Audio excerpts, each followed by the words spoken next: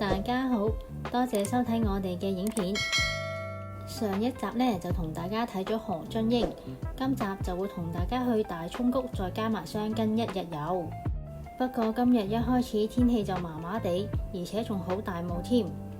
想去大涌谷嘅朋友一定要記得一朝早就上去啦，晏咗嘅話呢，就會好塞車。小編都塞咗超過半小時先至到啊！終於到咗啦，雖然好大風，亦都好大霧，而且仲幾凍添啊！記得着多件衫。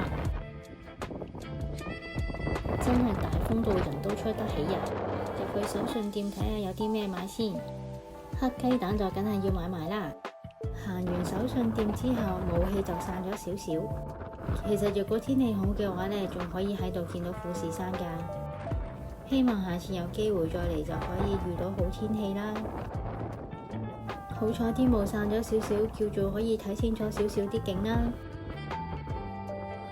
小編落山嗰陣，上山嗰條車龍已經好長啦，所以就最好將大涌谷排喺第一個行程。鏡頭一轉就嚟到下一個景點箱根神社啦。箱根神社真係一個好熱門嘅神社，下午到嘅時候已經勁多人。箱根神社係箱根最有代表性嘅古老神社嚟嘅，以紅色嘅平和之鳥居而聞名，而且係祈求交通安全、開運除厄、心願成就嘅靈驗之地嚟㗎。人潮係有啲多嘅，但係都唔算話好逼。想避開人潮嘅朋友仔，可以考慮一朝早過嚟。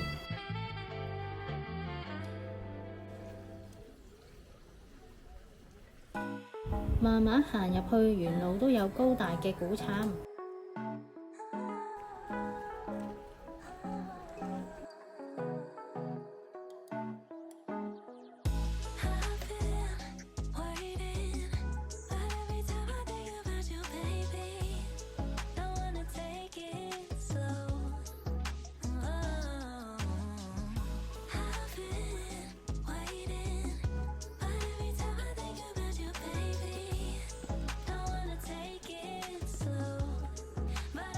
行90級樓梯就到㗎啦。神社嘅周圍全部都係好高嘅杉樹圍住，俾人感覺好寧靜。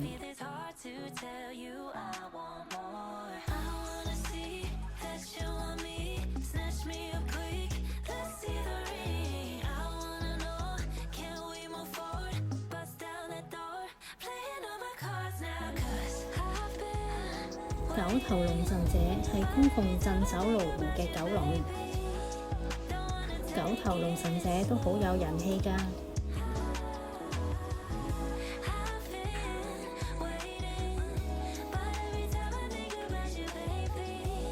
蘆湖岸邊呢一個和平大鳥居真係超受歡迎啊！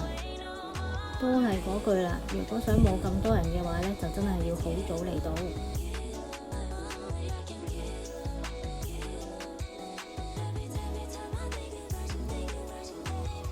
箱根神社出邊嘅商店街都有唔少嘢食㗎，一場嚟到箱根就梗係要行一陣啦。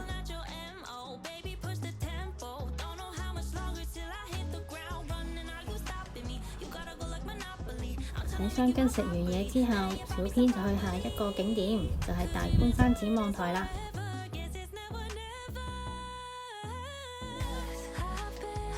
估唔到今朝喺大涌谷天氣麻麻，箱根亦都係未有太陽嘅。嚟到大觀山展望台嘅時候，天氣就變得好好啦。展望台入邊都有嘢食嘅。大觀山展望台係視野極佳嘅觀景點，最遠仲可以睇到南阿爾卑斯、三浦半島、房總半島同埋大島。而且仲可以360度咁樣望到蘆之湖同埋富士山。不過小編嚟到嗰陣就睇唔到富士山。呢度嘅環境真係好靚啊！自駕遊嘅朋友一定要將呢個地方放埋喺行程入邊。